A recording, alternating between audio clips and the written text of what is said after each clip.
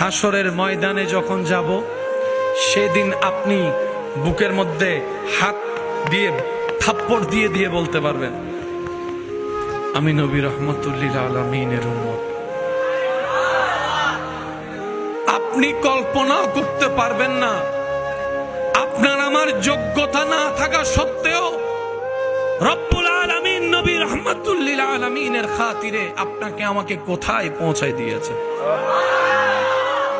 আপনি যখন আজকে এই জমিনে সিজদা দিচ্ছেন, যে কপালটা দেখছে সবাই মাটিতে লাগছে, নাকটা মাটি ছুঁয়ে যাচ্ছে, হাতটা মাটিতে লাগছে, নবী রহমতুল্লিল আলামিনের উম্মত হওয়ার সুবাদে আল্লাহ তাআলা আপনাকে আমাকে এমন দয়া করেছেন, আপনি সিজদায় গিয়ে কপাল লাগাচ্ছেন মাটিতে, সবাই দেখছে।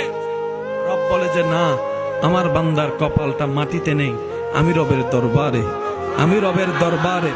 আপনি যখন ফিস ফিস করে সুবহান রাব্বিয়াল আলা বলছেন, হয়তো আপনার সেই আওয়াজের শব্দের উচ্চতা, সেই আওয়াজটা, সেই শব্দের উচ্চারণটা পাশের জন হয়তো শুনতে পাচ্ছে না।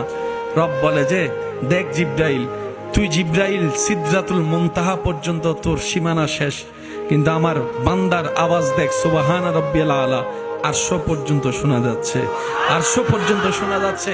আপনি এখানে সিজদায় ফিস ফিস করে সুবহান রাব্বিয়াল আলা বলছেন, আর ওইখান থেকে রব্বুল আলামিন আপন শান অনুযায়ী আপনার আওয়াজ, আপনার জিকির, আপনার তাসবিহ শুনতে পাচ্ছে। সুবহান।